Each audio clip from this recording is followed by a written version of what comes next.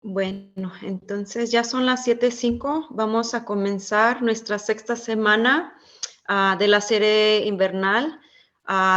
El día de hoy vamos a estar aprendiendo sobre cómo modificar el estilo de vida para prevenir enfermedades crónicas. Espero todos estén teniendo muy buena noche y muy buen día del amor y la amistad. El día de hoy tenemos la fortuna de tener con nosotros al presidente de la Organización Médica para el Avance Latino, mejor conocido como MOLA, el señor Oscar Zambrano. En unos instantes él nos va a estar hablando un poquito sobre MOLA. Solamente queremos recordarles que durante nuestra presentación, si ustedes tienen algunas preguntas, las pueden poner en el chat.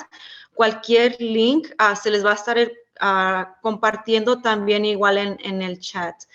Entonces, si ustedes están interesados en esta sesión, la sesión va a ser grabada y va a estar puesta en nuestra página de YouTube del Southwest Organizing Project. Si están interesados en compartirlas con sus familiares o amigos, esta y las siguientes las sesiones anteriores pasadas van a estar ahí en la página de YouTube para que las busquen. De igual manera, Priyanka estará compartiéndonos el link en el chat del YouTube channel también. Bueno, sin más por el momento, le damos el micrófono al señor Zambrano, que nos va a presentar MOLA. Gracias, Brenda. Gracias a la coalición por invitarnos a ser parte de esta sesión de educación a la comunidad. Mi nombre es Oscar Iván Zambrano y mis pronombres en español son él. Y yo soy el presidente de la Asociación para el Avance de los médicos y de los profesionales de la salud en lo que llamamos MOLA. Y MOLA nació hace 6 años, acabamos de cumplir 6 años. Tenemos más o menos unos 1,400 miembros. La mayoría de ellos son jóvenes aspirando a ser profesionales en salud de las comunidades como esta del suroeste de Chicago y personas que ya están ejerciendo profesiones en salud, primordialmente médicos. De hecho, el doctor Varillas y el doctor Spiche son ambos aliados con MOLA y voluntarios. Estamos muy agradecidos porque ellos se hubieran ofrecido hoy a dar esta charla informativa con la comunidad. MOLA está estructurada en 2 áreas. Un área es la promoción del liderazgo en salud.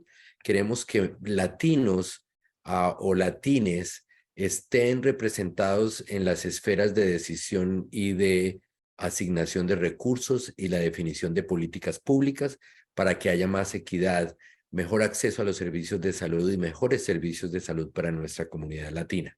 Del mismo modo, tenemos una rama que trabaja en las puertas de acceso y la consolidación de las carreras en salud a través de la investigación y la educación. Ahí ofrecemos becas para personas que estén aspirando a una educación a alto nivel en salud, especialmente en medicina, pero también en otras áreas como psicología, enfermería, trabajo social y terapias. Y también tenemos la promoción de que haya más profesores e investigadores latinos.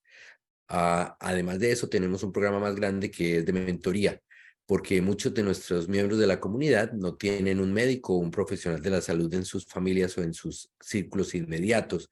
Entonces queremos ofrecer la oportunidad de establecer relaciones de mentoría para aquellos jóvenes que se sientan inspirados y aspiran a ser médicos o profesionales en la salud, tengan un referente y alguien a quien puedan hacerle las preguntas y también aprender de los obstáculos y las cosas que van a ser importantes en el empeño de lograr esa meta que ellos tienen de ser profesionales en salud.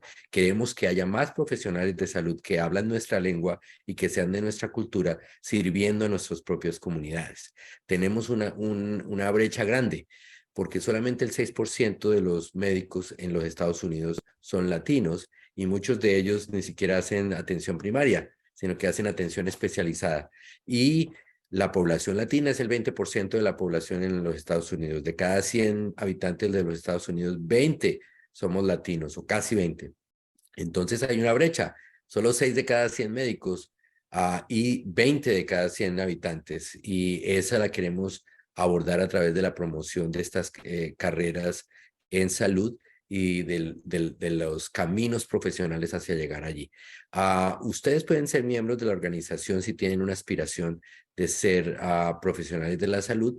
Nos encanta que haya personas en el high school o en la escuela secundaria, del mismo modo personas que estén ya entrando a la universidad o a los colleges, porque allí es donde más se necesita el apoyo. También damos apoyo financiero, apoyo de mentoría, apoyo financiero, apoyo apoyo más específico en relación con los proyectos de investigación en áreas que afecten positivamente la salud de los latinos. Por ejemplo, el año pasado tuvimos un proyecto en el que nuestro becario estaba trabajando en el glaucoma de los latinos con diabetes y después de cierta edad, en una investigación para saber cuáles son las prácticas más efectivas en abordar ese problema del glaucoma. Entonces, los invitamos a que se conozcan de Mola, a que se hagan miembros de Mola. Los estudiantes participan en la organización gratis. Todos los que manejamos la organización somos voluntarios y tenemos ya 1,400 miembros, la mayoría de quienes están en Chicago y en Illinois, aunque tenemos también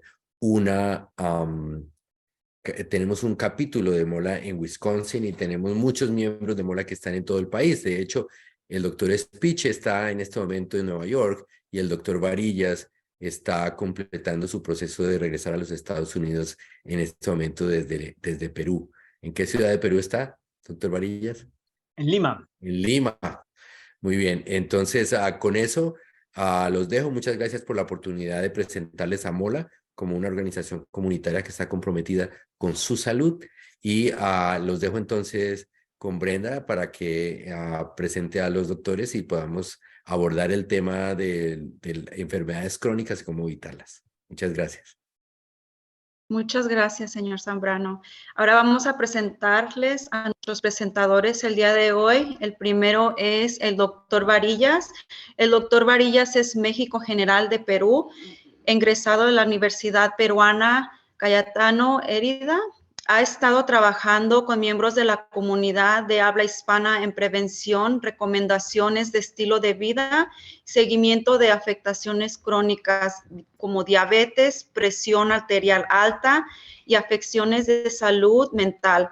Su último proyecto de investigación sobre colonización por bacterias residentales y antibióticos en un hospital de tercer nivel en Perú fue presentado el año pasado en el tercer grado Congreso Europeo de Microbiología Clínica y Enfermedades Infecciosas en Lisboa, Portugal, siendo seleccionado como parte de la sección de presentación oral.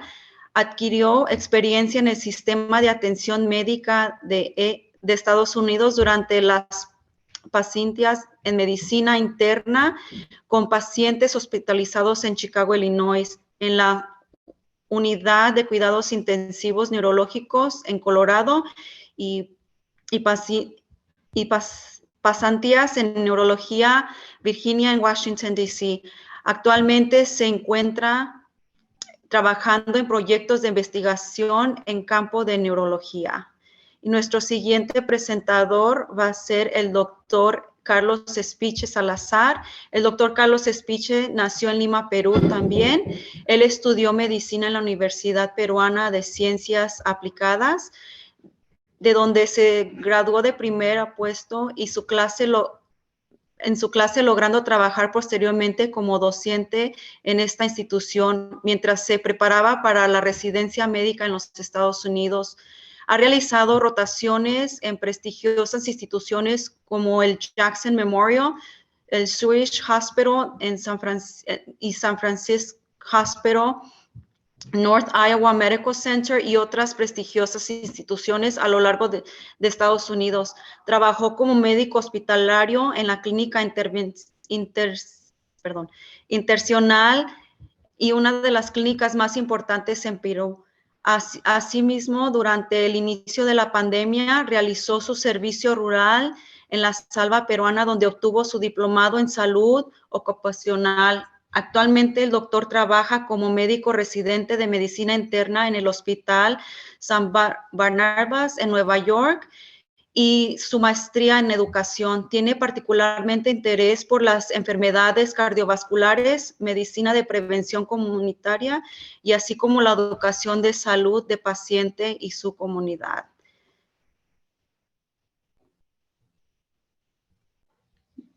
Muchas gracias a todos, gracias a Mola, gracias por la presentación. Comenzamos con esta frase que dije Hipócrates, que tu alimento sea tu medicina y tu medicina sea tu alimento. Y por eso comenzamos, siguiente por favor. Comenzamos con los tipos de dieta que debemos tener para poder prevenir una de las enfermedades crónicas más prevalentes, como es la hipertensión arterial. La hipertensión arterial básicamente se puede prevenir y hasta tratar con ese tipo de dieta, con Dietary Approach to Stop Hypertension, o también llamada dieta tipo DASH. Básicamente el beneficio de este tipo de dieta es que disminuye la presión arterial, puede disminuir aquel colesterol llamado el colesterol malo, y tiene como características tener bajo en sodio. Usualmente una dieta americana, o la que usualmente tenemos en los Estados Unidos, es de 3.4 gramos de sal en promedio, y la dieta DASH busca tener una dieta promedio de 2.3 gramos. Incluso puede ser versiones de la dieta DASH que tienen 1.5 gramos de sal. Tiene como predominio el uso de frutas, vegetales y granos enteros. Siguiente, por favor. Vamos a ver más en detalle sus características. Es usualmente una dieta que está hecha de libre de grasas, pescado, consumo de aves, contra pollo, pavo, legumbres, así como nueces. La idea es tener alimentos ricos en potasio, calcio, magnesio, fibra y proteínas, y bajo en grasas saturadas y obviamente bajo en sodio. Los dos pilares de este tipo de dieta es básicamente la disminución de la sal y la disminución de lo que es las grasas de origen animal, o en general las grasas en general. Siguiente, por favor. Vemos que acá hay algunas de las características o los productos que podríamos usar para nosotros mismos armar nuestra dieta tipo DASH. Hay muchas páginas web donde ustedes pueden ver diferente información acerca de la misma dieta. La pueden buscar. Mayo Clinic es uno de los lugares donde podemos encontrar, y nos dice más o menos qué es lo que se busca. Tener vegetales de 4 a 5 porciones por día, que más o menos una taza de vegetales verdes. Por ejemplo, productos bajos en grasa de 2 a 3 porciones por día. Una taza de yogur o leche, o una onza y media de queso, por ejemplo, lo podríamos usar como parte de nuestras comidas. Carnes magras, es decir, sin grasa, pescado o aves, 6 porciones de una onza por lo menos en un día. Por ejemplo, entre ellos no solamente vamos a comer pescado todos los días, sino podemos utilizar por ahí pollo, e incluso reemplazar estas proteínas con un huevo, por ejemplo. Nueces, semillas, legumbres también podremos utilizar, 4 a 6 porciones por semana. Algunas grasas y aceites que podríamos usar, por ejemplo, cucharadita de aceite vegetal, una cucharadita de mayonesa, o 2 cucharaditas en ensalada, o una ensalada, estaría bien para poder armar esta dieta. Azúcares y dulces, 5 o menos porciones por semana, que sean equivalentes a una cucharada de sal. Puede ser una mermelada baja en azúcar, media taza de sorbete, de helado bajo en lo que es crema, o una taza de limonada, por ejemplo, sin azúcar. Podríamos utilizarlo como parte de nuestra dieta, o como parte de las cosas que podríamos usar en una dieta de 2000 calorías por día, que usualmente es un promedio. De acuerdo al peso, podría variar un poco más, un poco menos, de acuerdo a la actividad física que tengamos. Este tipo de dieta se podría ir variando. Siguiente, por favor. Para nosotros estar en todo momento, digamos, conscientes de lo que estamos comiendo, debemos buscar las etiquetas. Esas etiquetas te van a decir la cantidad de porciones que tiene el envase. En este caso, por ejemplo, tenemos 4 servings o 4 porciones por contenedor, y cada porción equivale acá, en este caso, a una taza, que equivale a 227 gramos, por ejemplo. Las calorías son 280, que es por serving. Es decir, si nosotros comemos todo el paquete, vamos a tener alrededor de un poco más de 1000 calorías. Asimismo, va a desglosar por abajo todo el contenido que tenga el paquete de diferentes productos. Grasas saturadas, grasas trans, sodio, total de carbohidratos, total de fibra que aporta a la dieta y un porcentaje al lado. Ese porcentaje va a ser el porcentaje el cual representa o de una dieta de 2000 calorías. Es decir, por ejemplo, acá dice 850 miligramos de sodio, representa el 37% del sodio que deberíamos comer en un día. Si nos comemos 4 porciones, estaríamos ya sobrellevando, por ejemplo, lo que es la cantidad de límite de sodio que debemos tener. Entonces ya, obviamente, si comemos esto, comemos todo el paquete entero, que son 4 porciones, esos 850 va a ser por 4, y ya no deberíamos comer nada más de sodio en el día, e incluso nos habríamos ido por arriba del límite de sodio que deberíamos comer. Es una referencia esto de acá. Cuando encuentren un valor más de 20%, es bastante alto en el valor que vean. Y cuando escuchen algo menos del 5%, es un valor bastante bajo. Eso ténganlo en mente cuando vean, por ejemplo, el sodio, cuando vean las grasas saturadas, u otros más. Siguiente, por favor. Tenemos acá, por ejemplo, 2 tipos de etiquetas. Esas etiquetas tienen diferentes componentes. Vemos que la de la izquierda dice 160 calorías y en la derecha 170 calorías. Sin embargo, vemos que hay una diferencia en la composición. Ambas son de nueces. Y acá vemos que, por ejemplo, son 76 servings por container, equivalente a 1.1 onzas, 28 gramos. Acá son 24 servings por paquete. Y es un paquete de 28 gramos, muy similar a uno y otro, ¿no? Y el porcentaje diario vemos acá que tenemos, por ejemplo, sodio 0 miligramos, 0%. Sodio acá tenemos 100 gramos, 100 miligramos, 4%. Entonces, obviamente, si voy a consumir uno de estos, digamos, solo basado en el sodio, a uno de estos alimentos, yo me iría por este que no tiene nada de sodio. Son nueces, es lo mismo, pero no tiene sodio, o tiene bajo en sodio como tal. Y acá vemos la cantidad de proteína también, ¿no? 14% más proteína, 8% menos proteína. Cada una de estas cosas nos va a ir guiando y podemos ir aplicándolo según lo que hemos visto en la dieta DASH o las características que tiene la dieta DASH. Siguiente. Entonces, ¿quién básicamente se debería medir la presión arterial? Todos aquellos que tengan más de 18 años, que no tengan hipertensión diagnosticada, obviamente. Se puede medir básicamente en la oficina, usualmente, y se corrobora las mediciones con las mediciones como un paciente externo, que puede ser por ambulatorio, es decir, por consulta ambulatoria, o tomándose en una farmacia, un CVS o algo similar, o tomándose en casa, digamos, de forma regular todos los días. Siguiente, por favor. La forma de que debemos implementarlo como es básicamente tomarse todos los días a la misma hora y tratar de que sea, si es ambulatorio, 2 veces por día, por lo menos, digamos, en intervalos, o teniendo intervalos de 20 a 30 minutos, en 12 a 24 horas. Si es que es en casa, tomarlo varias veces en la misma posición, en el mismo momento, vamos a ver más adelante cómo es ello, y por lo menos tomarse 1 o 2 veces por día o una semana, y ir anotando todo eso en un papelito, en una tabla. Y esa tabla llevarlo a nuestro médico. ¿Por qué? Porque cuando ustedes vienen a consulta y nos traen las mediciones de la presión arterial, nos va a poder guiar qué medicamento cambiarle, qué medicamento ponerle, si es que hay que subir o bajar, o si hay que cambiar el momento del día en tomarlo, etcétera, etcétera, etcétera. Entonces, cuando ustedes vayan al médico y quieran que tenga una buena control de la presión arterial o quieran ayudarlo, básicamente lo que tienen que hacer es tomarse la presión en casa, tratar de ver un promedio de la misma y ir llevando la cuenta en una tabla. Con eso va a ser más que suficiente para que su médico pueda tomar decisiones en cuanto al goal de tratamiento que tenga o la meta que tenga. Siguiente, por favor. ¿Qué tan frecuentemente se debe hacer el screening de hipertensión? Bueno, en aquellos que tienen entre 18 y 39 años, se debe por lo menos tomar cada entre 3 a 5 años la presión arterial. Es decir, si es que no tienen un control anual con su médico, como la mayoría como se recomienda en muchos de los casos, de acuerdo a las comorbilidades y demás, debería ser por lo menos en un intervalo de 3 a 5 años. Si es que se tiene más de 40 años, por ejemplo, se debería hacer por lo menos 1 vez por año. Siguiente, por favor. ¿Cómo es que se debe medir la presión arterial?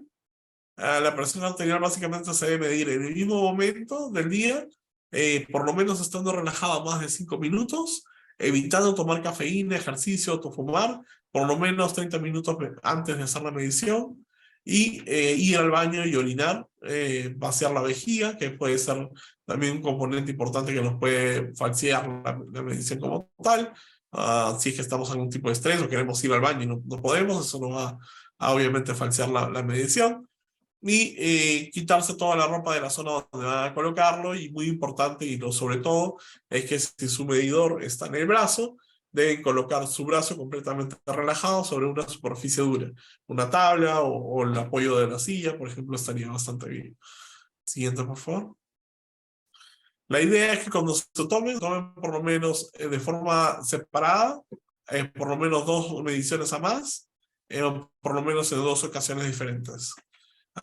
Y ir haciendo un promedio de las mismas.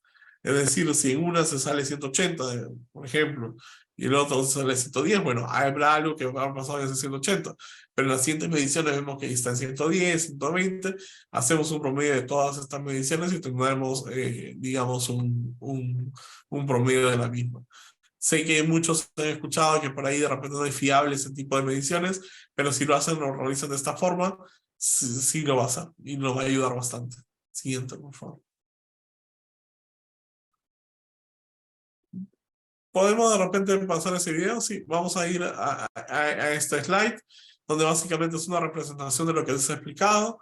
Ven que está apoyado sobre la silla, ¿no es cierto? Está de todas maneras mirando al frente, relajado, sin fumar, sin hacer ejercicio, sin tomar cafeína 30 minutos antes o alcohol, que puede falsear toda la medición. La idea es que si lo van a hacer o van a tomarse la presión arterial, lo hagan en un mismo momento del día, con las mismas condiciones, y obviamente con las condiciones dadas en las cuales no pueden, aunque no alteren la medición de la presión arterial, como ya lo mencioné. Siguiente, por favor. ¿Cuáles son los números que debo ver cuando yo veo el aparato? Bueno, básicamente si tengo menos de 120 y menos de 80 en la sistólica y en la diastólica, respectivamente, estoy bastante bien. Si ustedes ven un 110 sobre 70, están dentro de un rango normal. Si ustedes ven que de repente está un poco elevada, entre 120 y 129, estoy justo en el rango de elevada, como tal, o más de 80 la sistólica, o sea, el segundo número. Si es que ven que está más de 130, bueno, es posible de que estén dentro de una definición de hipertensión. Obviamente la hipertensión se hace el diagnóstico con 2 o más veces, tratando de reunir ciertas características, incluyendo la visita al médico o la medición del médico. Hay también monitores ambulatorios que pueden ser un poco más precisos, que la puede indicar su médico, que también podría calzar en estas definiciones. 140 más y es un estadio 2, y 180 más obviamente ya es algo de alerta. Incluso si tiene más de 180 sobre 120, y eso es una crisis hipertensiva o una emergencia hipertensiva, urgencia, perdón, hipertensiva, y esto ya denota que tienen que ir al médico inmediatamente. Así que ven estos números. Siguiente. Vemos algunas mediciones, de acuerdo a si es en las noches, si es en las mañanas. Vemos que en las noches, por ejemplo, es un poco más bajo los números. Es decir, si hacemos mediciones inadecuadas durante la noche y vemos que está bastante alta, vamos obviamente a sospechar de que usted sufre de hipertensión en algún momento. Siguiente. En una de las consecuencias de una presión arterial no bien controlada, o incluso de fumar y demás, son los strokes o los accidentes cerebrovasculares o enfermedades vasculares del cerebro. Para eso tenemos una escala de Cincinnati, en inglés tiene un acrónimo FAST, pero en este caso es 1 si veo que hay una desviación de la comisura labial o problemas para hablar, o que tienen problemas para poder mover uno de los brazos o extremidades, va a ser indicativo de que podríamos estar frente a un stroke. Basta uno más de las características para nosotros saber o sospechar de que podríamos estar frente a uno de estos. Ya como vemos abajo, tiene 62% de probabilidad de tenerlo. Si lo tiene o tiene alguna de estas características, llame inmediatamente a 911 para que puedan venir por usted, puesto que tiene que ser evaluado en el hospital. Siguiente, por favor. Algunos síntomas de que estás teniendo un ataque al corazón es básicamente un dolor intenso en el pecho, Pueden algunos describirlo como que un elefante está comprimiéndoles el pecho, como que tienen una gran presión en el mismo. Usualmente se extiende a uno u otros brazos. Puede haber asociado una irradiación hacia la mandíbula. E incluso en personas mayores solamente puede significar un pequeño ardor a nivel de la boca del estómago. Entonces tenemos que tener mucho cuidado con este tipo de dolores, sobre todo si es que se asocia a dificultad para respirar, náuseas, sudoración fría, mareos. Y si es que tiene malestar más de 10 minutos o más, por favor llame a emergencia 911 para que lo puedan ver. Tenemos algunas recomendaciones en general, las cuales pueden ayudar a disminuir la presión arterial o la hipertensión arterial, como es el perder peso. 1 milímetro de mercurio por kilogramo es lo que usualmente nosotros esperamos por cada kilo perdido. Ejercicio reduce de 5 a 8 milímetros de mercurio de la presión arterial. Consumir una dieta saludable puede reducir hasta 11 milímetros de mercurio, bastante. Solamente reducir la sal es de 5 a 6. Y limitar el consumo de alcohol reduce hasta 4 milímetros de mercurio, siendo el consumo de alcohol limitado 1 vez por día o menos en mujeres, 2 veces por día o menos en hombres, y obviamente tenemos las equivalencias del mismo. Obvio, esto no quiere decir de que tomar todos los días está bien, más bien podríamos tener algún problema si lo hacemos, pero esos son digamos, los mínimos necesarios para poder disminuirlo de cierta forma la presión arterial. Siguiente. Y otras recomendaciones es evitar el consumo de tabaco, medir la presión arterial en casa, como se nos ha mencionado, tratar de reducir el estrés. Yo sé que es bastante complicado en nuestro día a día. Tener un sistema de soporte de alguien que pueda ayudarte a hacer dieta, o estar contigo, o ayudarte en los momentos difíciles, que es bastante importante para poder, digamos, seguir todas las recomendaciones previas, y mantener un patrón adecuado de sueño, por lo menos de 6 horas al día. Idealmente de 7 a 8 horas. Siguiente. Ahora los dejo con el doctor Díaz para que puedan continuar con la charla. Gracias. Muchas gracias, doctor Carlos. Ahora vamos a continuar con las modificaciones en el estilo de vida para prevenir diabetes. Yo soy el doctor Edwin Varillas. Muy bien, entonces para comenzar, ¿qué es la diabetes? Una manera sencilla de poder definirlo gracias a la CDC nos dice que la diabetes es una condición crónica de larga duración de salud que afecta cómo nuestro cuerpo convierte la comida en energía. Es así como vemos que la comida que ingerimos usualmente nos va a dar muchos nutrientes, por ejemplo, proteínas, lípidos, nos va a dar también la glucosa, y esta glucosa es importante porque nosotros vamos a obtener energía a partir de la glucosa.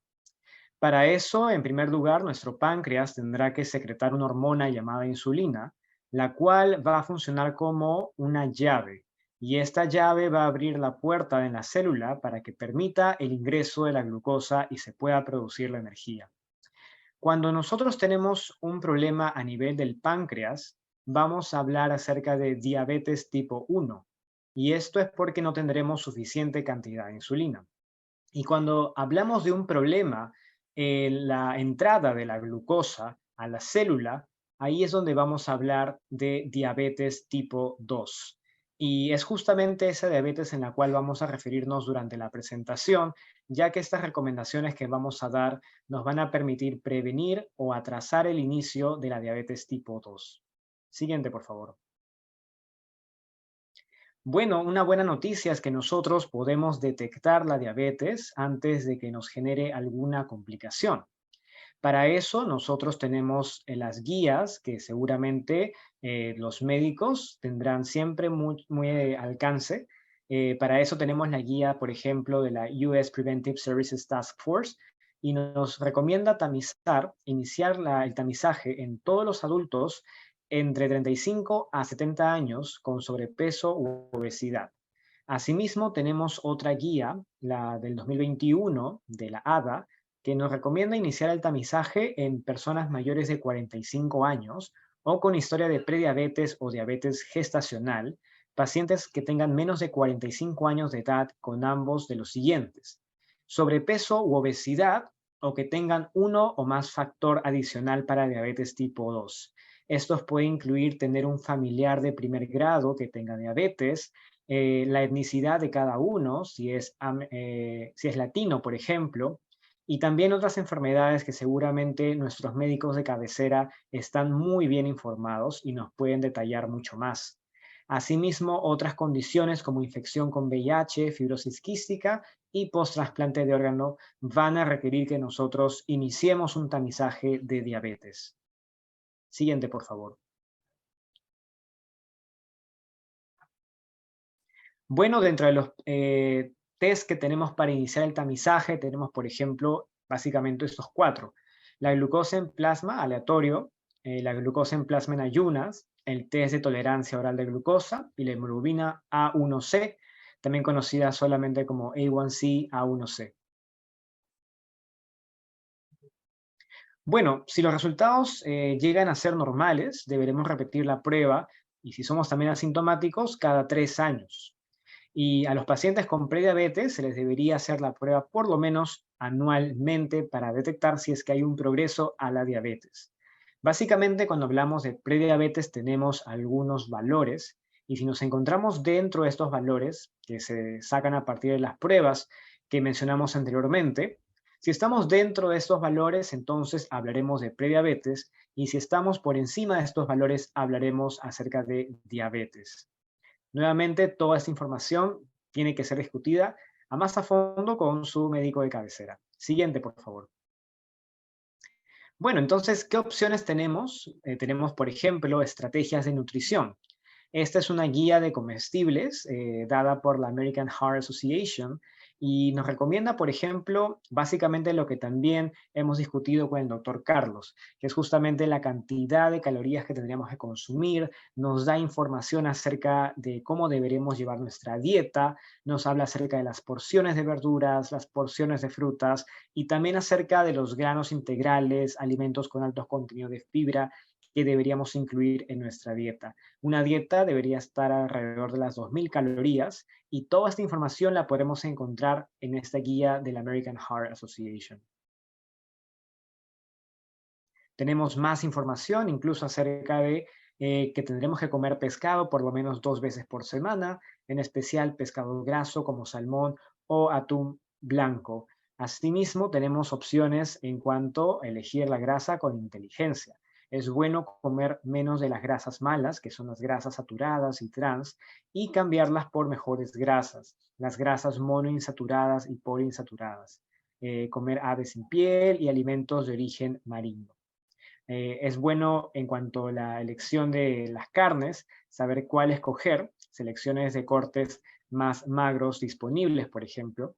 Consumir productos lácteos bajos en grasa y sin grasa, evitar grasas hidrogenadas y alimentos hechos con ellas. Nuevamente, la cantidad de calorías, alrededor de 2.000 calorías al día, consumir un máximo de 13 gramos de grasa saturada y la menor de grasa trans posible. También nos da más información acerca de la cantidad de dulces, azúcares que tendremos que nosotros limitar en nuestra dieta. Nos habla de que las mujeres no deben consumir más de 100 calorías, que vienen a ser unas 6 cucharaditas de azúcares añadidos al día, y los hombres no más de 150 calorías, que vienen a ser 9 cucharaditas al día, ya que comer demasiado azúcar puede relacionarse con la diabetes, la obesidad, entre otros problemas de salud. Deberemos limitar la cantidad de carnes procesadas que nosotros consumimos a no más de 2 porciones por semana. Tratar de comer 5 porciones a la semana también de nueces, semillas, legumbres. Tratar de no comer más de 1.500 miligramos de sodio al día, también para evitar otras condiciones como las que mencionamos, por ejemplo, hipertensión. Bueno, también es importante mantener una despensa bien surtida. Tendremos en esta guía de comestibles bastantes opciones que nosotros podemos elegir. Al final de la misma guía tenemos una lista para comprar en el supermercado, por ejemplo, si es que nos quedamos sin ideas de qué es lo que podremos consumir en el día. Entonces, es una guía que verdaderamente vale la pena darle un vistazo para poder seguir teniendo más información acerca de más opciones que tenemos en cuanto a productos saludables. Nos habla de la pasta de trigo integral, nos habla de los panes y cereales que tienen que ser mayormente de grano integral, entre otras recomendaciones. Y siempre es importante chequear que cuando compramos productos enlatados, por ejemplo, ver si estos, o en general cualquier producto envasado, si es que estos tienen el sticker de la American Heart Association, porque habrían sido aprobados por esta asociación. Acá tenemos un ejemplo, vemos un producto en el cual sí ha sido certificado por la American Heart Association y cuenta con los valores necesarios para una dieta balanceada. Bueno, entonces ahora que tenemos la información, nos falta saber también cómo deberíamos distribuir nuestro plato para comer de una manera saludable. Entonces, la Universidad de Harvard nos presenta, por ejemplo, este gráfico que lo encuentro bastante sencillo. Es una manera muy fácil de recordar cómo deberemos distribuir nuestro plato. Básicamente, la mitad, la mayoría de nuestro plato tendrá que ser vegetales, una variedad de vegetales que tenemos muchas opciones, y la otra mitad tendrá que ser dividida en dos, una para granos integrales y otra para proteínas saludables. Lo que queda del plato vendría a ser para frutas. En cuanto a mayor cantidad de frutas y colores, mucho mejor. Y si vamos a elegir aceites, tienen que ser aceites saludables. Tenemos aceite de oliva, aceite de canola, el cual yo uso bastante. Y en cuanto a bebidas, tomar agua. Tomar solamente agua es una muy buena opción. Tenemos otras opciones como té o café, pero siempre tenemos que tener en mente que tendrán que ser con la menor cantidad de azúcar posible. Siguiente, por favor. Nuevamente tenemos al final de la guía de la American Heart Association, que se encuentra disponible en internet, es gratuita. Nosotros tendremos muchas opciones acerca de las verduras congeladas, frutas, entre otros, que nosotros podemos tener en mente al momento de ir a comprar. Así que ya no hay excusa, tenemos esta lista para tener en mente la próxima vez que vayamos a comprar nuestros alimentos. Muy bien, otras opciones que tenemos, por ejemplo, son acerca de los libros que nos hablan de las dietas y de nuevas recetas que podemos incluir a nuestra dieta. Entonces, tenemos muchas opciones, podemos encontrar en línea. Tenemos estas opciones, por ejemplo, la dieta de la Clínica Mayo para la diabetes, plan de dieta para la resistencia a la insulina en español. Tenemos muchas opciones que podemos encontrar en línea que nos van a informar mucho más acerca de la diabetes y nos van a proveer también de recetas muy interesantes que podemos también nosotros incorporar en nuestra dieta. Bueno, en cuanto a estrategias también de nutrición y también de ejercicio, es importante combinar todo lo que comemos con un buen ejercicio. Y para eso nosotros tenemos que seguir, por ejemplo, este acrónimo que lo encuentro muy fácil de recordar, que viene a ser FIT. La F viene a ser de la frecuencia. Se recomienda usualmente hacer ejercicio 3 o más días por semana, pero si vamos a comenzar, podemos iniciar simplemente con unos 5 minutos al día y luego comenzamos a partir de eso. Podemos incluir la intensidad, la I es de intensidad, al aumentar la intensidad durante estos unos 10 segundos quizás, en estos 5 minutos de ejercicio, esto va a incrementar nuestra frecuencia cardíaca y eso va a ser muy beneficioso si nosotros buscamos, por ejemplo, perder peso o mantener nuestro peso. En cuanto al tiempo, hablamos de 150 minutos por semana, pero esos también pueden ser divididos incluso durante el día. Pequeños minutos de 5 a 10 minutos pueden al final acumularse durante la semana. El tipo de ejercicio puede ser variado. Por ejemplo, si buscamos caminar, se recomienda usualmente caminar entre 7.000 a 10.000 pasos. Es lo que usualmente se sugiere en las guías para los adultos jóvenes. Bueno, tenemos muchas estrategias también en cuanto a ejercicios. Tenemos también videos en YouTube que podemos encontrar. Solo tenemos que buscar videos de ejercicios para principiantes. Entonces, tenemos muchas opciones que tenemos que también nosotros darnos el tiempo para poder elegir la mejor para nosotros. Pero acá también les doy unas sugerencias. Debemos tener siempre la ropa que tiene que ser cómoda, holgada, usar un calzado deportivo, familiarizarse siempre con el video de entrenamiento antes de comenzar a ejercitarse, beber agua, estirarse, descansar y hablar con tu médico cada vez que vas a empezar un entrenamiento para hablar acerca del progreso, algunas dudas o dificultades, ya que la principal complicación al empezar a hacer ejercicio muchas veces son las lesiones y eso es lo que queremos también nosotros evitar. Siguiente, por favor. Nuevamente tenemos más opciones, por ejemplo, el entrenamiento en gimnasio. Podemos trabajar con un personal trainer, un entrenador personal, y las sugerencias vienen a ser las mismas que las anteriores. Queremos evitar, en cuanto sea posible, algunas lesiones en los pacientes. Siguiente, por favor. Bueno, ahora tenemos la sección de manejo del peso corporal, ya que para mí es importante que tengamos que hacer hincapié en que el perder peso no es algo que aplica de manera universal para todos, sino que nosotros hablamos de un espectro del peso. En este caso tenemos pacientes que que se van a encontrar en la categoría, por ejemplo, de bajo peso y que pueden tener enfermedades subyacentes, por ejemplo, lo que es el cáncer, la demencia, la depresión, la ansiedad, el uso de medicamentos que pueden generar que los pacientes no ganen un adecuado peso y pierdan peso de manera involuntaria. Así que su manejo de peso corporal va a ser distinto comparado con el polo opuesto de los pacientes que se encuentran en la categoría de sobrepeso, que incluso pueden tener muchas veces condiciones que les evitan perder peso. Así que es importante que el manejo del peso corporal sea adaptado para cada uno. Siguiente, por favor. Bueno, usualmente hablamos del índice de masa corporal, se calcula con el peso entre la altura. Tenemos un ejemplo acá. Siguiente, por favor. Y eso básicamente nos ayuda a categorizar a los pacientes según el índice de masa corporal en normal, bajo peso, sobrepeso, obesidad o extrema obesidad. Y lo importante de acá es que esto va a estar asociado a un incremento en el riesgo de enfermedades cardiovasculares. Siguiente, por favor.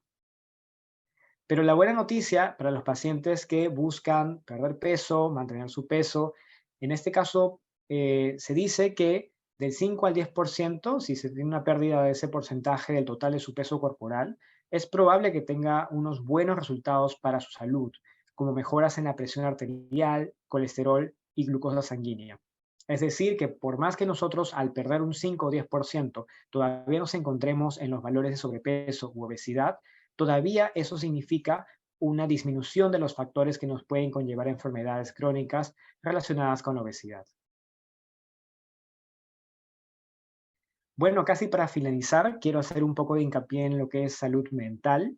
Nosotros sabemos que las personas, ya sea que se encuentren en bajo peso o alto peso, nosotros hablamos también de que pueden estar lidiando con problemas como depresión o ansiedad. En este caso, nosotros también somos conscientes que existe un término llamado estigma del peso corporal, y básicamente se asocia esto a lo que es una forma de discriminación del peso corporal de una persona. Entonces, esto al fin y al cabo puede llevar a la disminución del bienestar psicológico y disminución de la salud física de una persona. Entonces, nosotros como amigos, familias y partes de las redes sociales, nosotros debemos buscar siempre poder hacer un impacto positivo en el estilo de vida de las personas y evitar ser parte de estos factores que pueden conllevar a estos resultados. Siguiente, por favor. Muy bien, entonces ya para finalizar, un tip para dormir. Un hábito que solemos hacer es tener las luces prendidas a las 9 de la noche y no poder dormir para las 11 de la noche.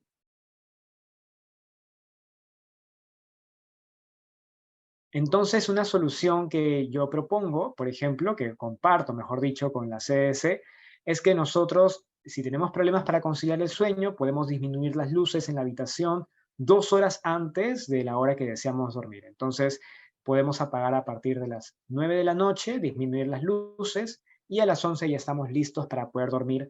Entonces, ya podemos apagarlas en su totalidad.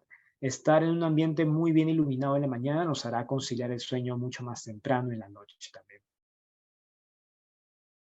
Y finalmente, otro tip que tengo es leer antes de la hora de acostarse.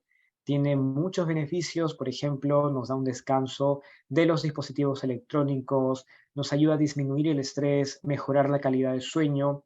También tiene buenos efectos positivos para poder evitar o prevenir también lo que viene a ser las enfermedades cognitivas, ¿no? Entonces, acá les doy algunos ejemplos de algunos libros que yo personalmente he leído y estoy leyendo, pero ustedes tienen muchos más en su librería más cercana. Así que, bueno, con eso concluyo la presentación y muchas gracias a ustedes por su atención. Muchas gracias, doctor Varillas y doctor Espiche. Vamos a darles unos minutitos para si alguien de ustedes tiene alguna de las preguntas para los doctores, las pueden poner en el chat. Por mientras les recuerdo que cualquier pregunta va a ser contestada, pues la puede ser contestada anónimamente. Si ustedes desean, nada más tienen que ponerle en la opción que sea anónimo. Y también les estaremos recordando que vamos a dejar los enlaces para la forma Google dentro del chat por si necesitan algún referido. Mientras en lo que le llega una pregunta, doctor, quisiera saber cuál es su opinión sobre las personas que deciden hacer ayuno mientras cambian de vida fit. Si es algo bueno o malo. Bueno, el ayuno intermitente en general, que está bastante de moda y también muchas personas la están aplicando, todavía no hay estudios específicos que digan que te da ciertos beneficios o no. Las publicaciones son variables, unas dicen que sí, que tiene cierto beneficio, otras dicen que no, que en realidad la dieta o este tipo de ayuno intermitente no ayuda a la baja de peso, ayuda a una mejor estilo de vida. Tendremos que digamos, las recomendaciones que damos usualmente son de nivel de evidencia A. Usualmente la que hemos presentado, la dieta DASH y demás, han sido evaluadas de forma bastante minuciosa para poder dar las recomendaciones que le hemos dado. Habría que ir viendo qué dice la literatura en los siguientes meses acerca del ayuno. La idea es que cuando hagan cualquier tipo de variación de dieta y demás, lo hagan de la mano de su médico. Vayan a su PCP, al médico primario, y convérsenle y díganle que están haciendo o se sienten bien o se sienten mal, o etcétera, con el tipo de dieta que están haciendo. Y si es que no tienen ninguna condición que lo contraindique, porque, por ejemplo, si soy diabético, pongo insulina y hago ayuno, no va muy bien el ayuno intermitente y demás. Si soy hipotiroideo, estoy tomando levotiroxina y estoy haciendo ayuno, tampoco me va a ir muy bien, digamos, con las pastillas y la regulación. Cualquiera de estos no se ha probado completamente, pero eso no quiere decir de que no tenga ningún efecto. Simplemente que lo estamos estudiando. Vayan con su médico primario, convérsele, traten de ver cuál es la mejor dieta o cómo se sienten mejor ustedes, y de acuerdo a eso ir trabajando en base a ello. Pero básicamente lo que le hemos dado, tanto el doctor Arias como yo, son recomendaciones nivel A, en las cuales han sido bastante estudiadas y tienen un efecto importante. Muchísimas gracias. Bueno, ya están llegando las preguntas. La primera es, ¿cómo puedo medir el IMC? Muy bien, para poder medir el IMC es bastante sencillo. Necesitamos nuestro peso en kilogramos y luego tenemos que dividirlo entre nuestra altura al cuadrado. Entonces, ahí justamente la altura tendría que estar en metros cuadrados. Di un ejemplo, por ejemplo, nuevamente un paciente que pese unos 80 kilogramos y mida 1,70 m. Entonces, en este caso lo calculo, 80 entre 1. Si mide 1,70, 1,80, 1,8 al cuadrado, por ejemplo.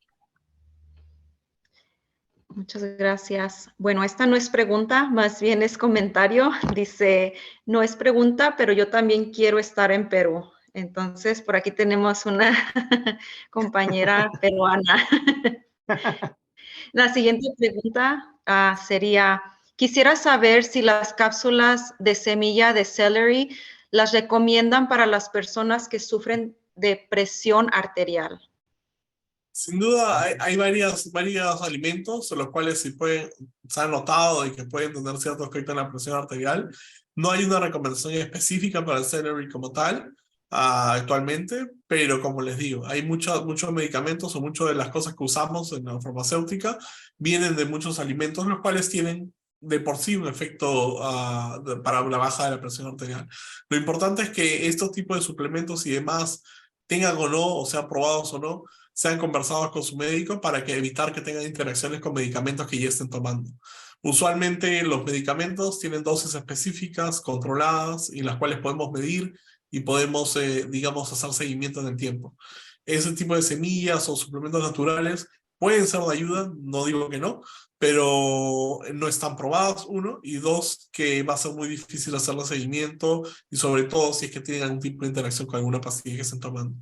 Así que no las recomendamos como tal abiertamente, pero pueden conversarlo con su médico para poder ver si la continúan o no.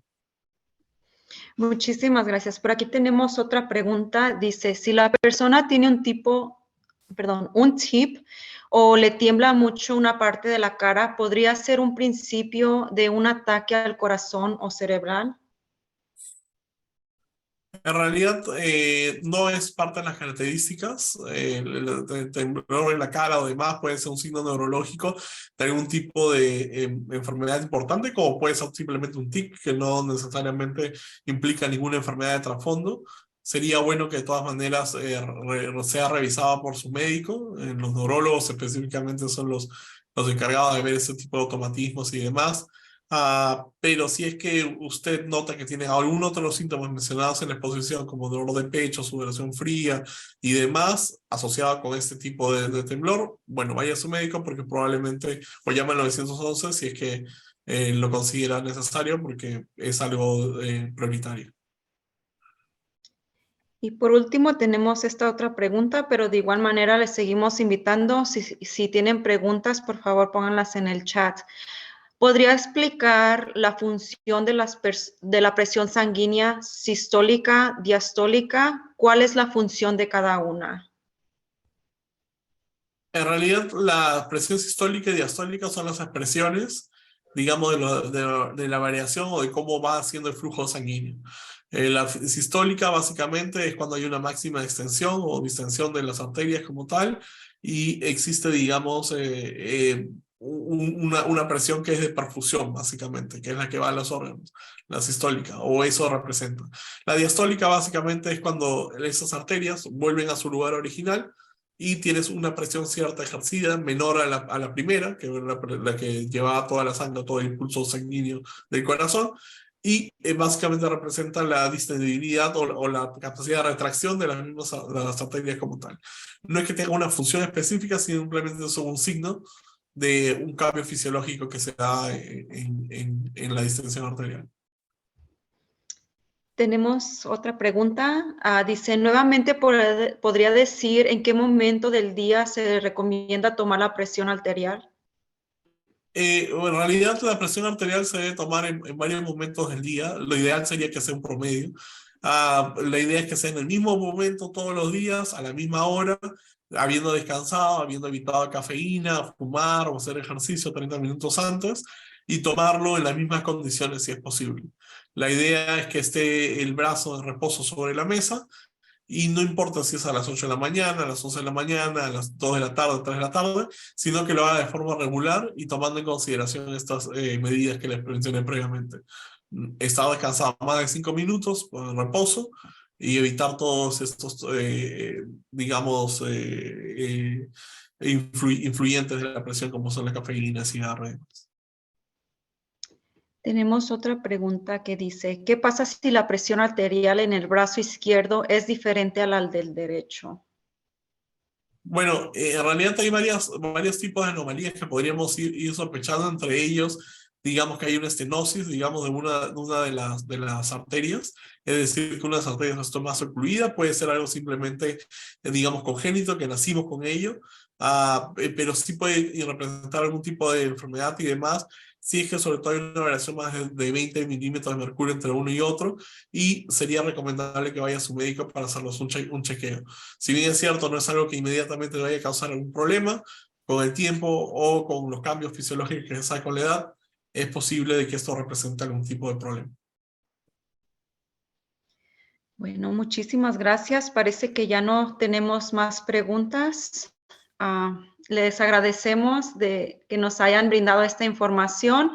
Vamos a continuar invitándolos a la serie invernal. Para la próxima semana tendremos la semana 7, que vendrá siendo la salud de la mujer, y va a ser el martes 21 de febrero. La sesión de inglés la dará la presentadora Deborah Stallman, que también es doctora, y la sesión de español la dará la doctora Sonia Oyola. Y Nuevamente, mi nombre es Brenda, soy embajadora de salud pública, invitando a toda la comunidad a que escaneen este código QR por si alguno de ustedes se sirve de esta información. Vamos a estar otorgando referidos por si alguno de ustedes está en necesidad de aplicar para la tarjeta médica para personas mayores de 42 años de edad y mayores de 65 años de edad. Si alguna persona está interesada o califica para el programa de SNAP o comida, también si están interesados en recibir la llave de la ciudad, la identificación de la llave de la ciudad, o alguno de otro recurso que usted vea en su pantalla, por favor, escanee el código, compártalo con sus familiares o amigos. Y si hay preguntas adicionales, les pedimos que por favor las manden al correo electrónico que está en pantalla, pready@swapchicago.org. Y con eso culminamos. Muchísimas gracias, doctor Varillas, doctor Espiche y señor Zambrano por acompañarnos hoy en este día y traernos esta información que realmente es muy útil para todos nosotros. Nuevamente les dejamos saber que esta sesión es grabada y va a ser subida al canal de YouTube del Southwest Organizing Project. Priyanka estará poniendo los enlaces en el chat por si alguno de ustedes le interesa obtener un referido. Por favor, les animamos a que lo llenen y uno de nosotros, embajadores de salud pública, se estará comunicando con ustedes para otorgarles este recurso y referirlos a la organización que sirva este servicio. Muchísimas gracias a todos por acompañarnos y que tengan muy bonita noche.